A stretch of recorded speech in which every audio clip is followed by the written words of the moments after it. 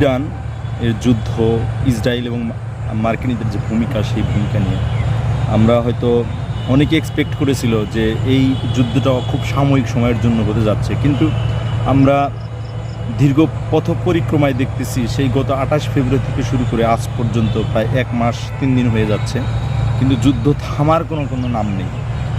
America এবং ইসরায়েলের ধারণা ছিল যে 1 সপ্তাহের মধ্যেই বিভিন্ন ধরনের অস্ত্র, বিভিন্ন ধরনের ক্ষেপণাস্ত্র, মিসাইল, অ্যান্টি মিসাইল দিয়ে আক্রমণ করলে ইরান হয়তো দমে যাবে এবং আমেরিকা এবং ইসরায়েলের যে মনোবাসনা যে তাদের কথিত একটা সরকার ওখানে ইস্টাবলিশমেন্ট হিসেবে বসাবে, সেই সিদ্ধান্ত বাস্তবায়ন করতে পারবে। কিন্তু বিষয়টা কিন্তু এতটা ইজি না।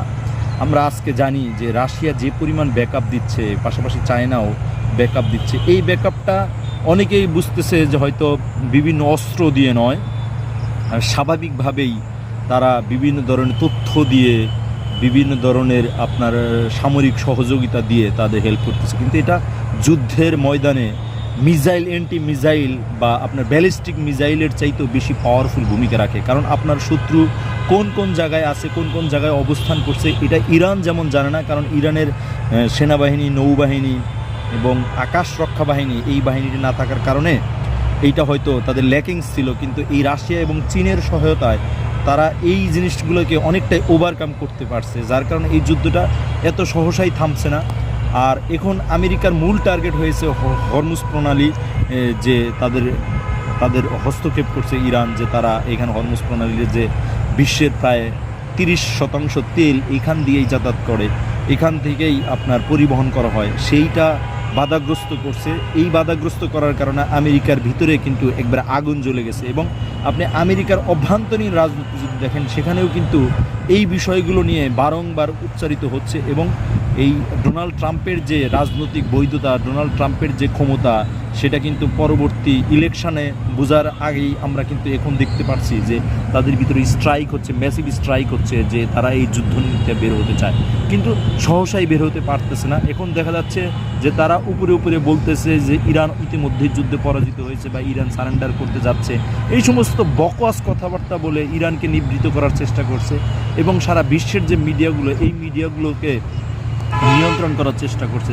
কিন্তু আপনারা জেনে থাকবেন রাজনীতির মাঠে এরকম মিথ্যা কথা, বুলিং, আওড়ানো, এই জিনিসগুলো সহসাই হরহামেশাই ঘটে থাকে। কিন্তু ইরান এবং আমেরিকা ইসরায়েলের যুদ্ধে এটা খুব একটা সাইড ইফেক্ট করতেছে না। এবং আপনারা আরও জানেন যে আফগানিস্তানে যে যুদ্ধ করেছিল আমেরিকা, সেই যুদ্ধে কিন্তু আমেরিকার পরাজয় হয়েছিল। কেন পরাজয় হয়েছিল? তার ভৌগোলিক অবস্থান। কারণ আফগানিস্তানের মাটি যেমন উঁচু নিচু পাহাড় পর্বত ঘেরা, ইরানের মাটিও কিন্তু পাহাড় পর্বত উঁচু নিচু ঘেরা।